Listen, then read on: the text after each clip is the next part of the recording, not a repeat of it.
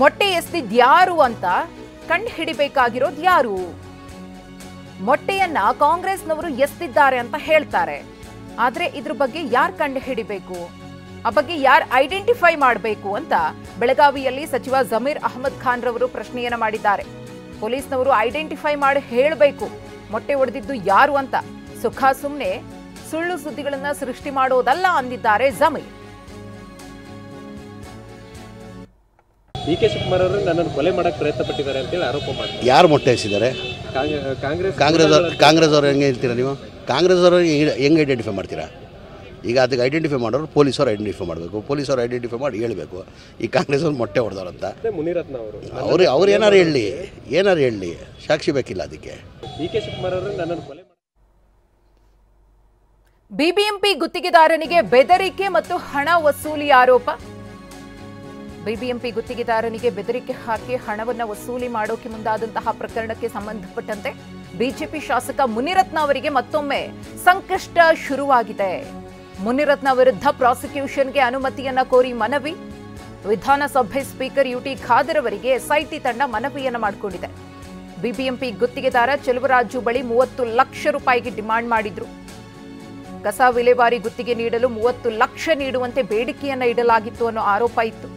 BJP ಶಾಸಕ ಮುನಿರತ್ನ 30 ಲಕ್ಷ ರೂಪಾಯಿಯನ್ನ ಕೇಳಿದ್ರು ಅಂತ ಹೇಳಿ ಆರೋಪಿಸಲಾಗಿತ್ತು. ಹೀಗಾಗಿ ಭ್ರಷ್ಟಾಚಾರ ನಿಗ್ರಹ ಕಾಯ್ದೆಯಡಿ ತನಿಖೆಯನ್ನ ಮಾಡಬೇಕಾಗಿದೆ, ಪ್ರಾಸಿಕ್ಯೂಷನ್ಗೆ ಅನುಮತಿಯನ್ನ ಕೊಡಿ ಅಂತ ಹೇಳಿ ಎಸ್ಐಟಿ ಪೊಲೀಸರು ಯುಟಿ ಖಾದರ್ ಅವರ ಬಳಿ ಮನವಿಯನ್ನ ಮಾಡಿಕೊಂಡಿದ್ದಾರೆ. ಹಾಗಾಗಿ ಮುನಿರತ್ನ ಅವರಿಗೆ ಈ ಒಂದು ಪ್ರಕರಣ ಮತ್ತೆ ಸಂಕಷ್ಟವನ್ನ ತರುವ ಎಲ್ಲಾ ಸಾಧ್ಯತೆಗಳು ಕೂಡ ಇದೆ. ಈ ಕುರಿತು ಮತ್ತಷ್ಟು ಮಾಹಿತಿಯನ್ನ ಕೊಡ್ತಾರೆ ನಮ್ಮ ಪ್ರತಿನಿಧಿ ಶಿವಪ್ರಸಾದ್. ಮುನಿರತ್ನ ಅವರಿಗೆ ಈ ಬೆದರಿಕೆ ಮತ್ತು ಹಣ ವಸೂಲಿಯ ಪ್ರಕರಣ ಇದೆಯಲ್ಲ, ಮತ್ತೆ ಸಂಕಷ್ಟವನ್ನ ತಂದೊಡ್ಡುತ್ತಾ? ಪ್ರಾಸಿಕ್ಯೂಷನ್ಗೆ ಅನುಮತಿ ಕೇಳಲಾಗಿದೆ, ಏನಾಗಬಹುದು ಅಂತ ಅನ್ಸುತ್ತೆ?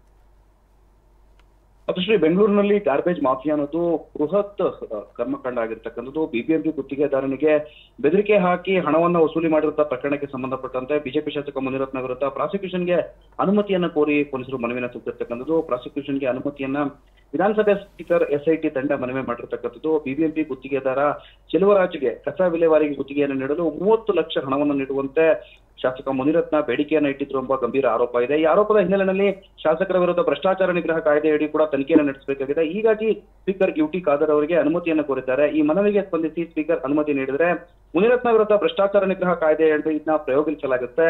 ತದನಂತರದಲ್ಲಿ ಬಿಬಿಎಂಪಿ ಗುತ್ತಿಗೆದಾರ ಚೆಲುವರಾಜರವರಿಗೆ ಲಿಖಿಸಿ ಬೆದರಿಕೆಯನ್ನು ಕೂಡ ಕೊಟ್ಟಿದ್ರು ಅಂತ ಹೇಳಿ ಆರೋಪ ಇದೆ. ವಯಲಿಕವಲ್ ಪೊಲೀಸ್ ಠಾಣೆಯಲ್ಲಿ ಜೀವ ಬೆದರಿಕೆಯಡಿ ಎಫ್ಐಆರ್ ಕೂಡ ದಾಖಲಾಗಿತ್ತು. ಗುತ್ತಿಗೆದಾರನಿಂದ ಕಸ ಸಾಗಾಣಿಕೆಗೆ ಗುತ್ತಿಗೆಯನ್ನು ನೀಡೋದಕ್ಕೆ 30 ಲಕ್ಷ ರೂಪಾಯಿಗಳಿಗೆ ಶಾಸಕರು ಬೇಡಿಕೆಯನ್ನು ಇಟ್ಟಿದ್ರು ಅಂತ ಹೇಳಿ ಗಂಭೀರ ಆರೋಪ ಕೇಳಿ ಬಂದಿತ್ತು. ಈ ಪೈಕಿ 10 ಲಕ್ಷ ರೂಪಾಯಿಗಳನ್ನು ಕೂಡ ಕೊಟ್ಟಿದ್ದಾಗಿ ಆರೋಪವನ್ನ ಮಾಡಿದ್ರು. ಒಬ್ಬ ಚುನಾಯಿತ ಪ್ರತಿನಿಧಿಯಾಗಿ ಶಾಸಕರು ಅಧಿಕಾರವನ್ನ ದುರ್ಬಳಕೆಯನ್ನ ಮಾಡ್ಕೊಂಡಿರೋದು ಕೂಡ ತನಿಖೆಯಲ್ಲಿ ಗೊತ್ತಾಗಿತ್ತು. ಈ ಹಿನ್ನೆಲೆಯಲ್ಲಿ ಮುನಿರತ್ನ ವಿರುದ್ಧ ಭ್ರಷ್ಟಾಚಾರ ನಿಗ್ರಹ ಕಾಯ್ದೆಯಡಿ ಸಹ ತನಿಖೆಗೆ ಅನುಮತಿಯನ್ನ ಕೇಳಲಾಗಿರ್ತಕ್ಕಂಥದ್ದು. ಮಧುಶ್ರೀ, ಧನ್ಯವಾದ ಶಿವಪ್ರಸಾದ್.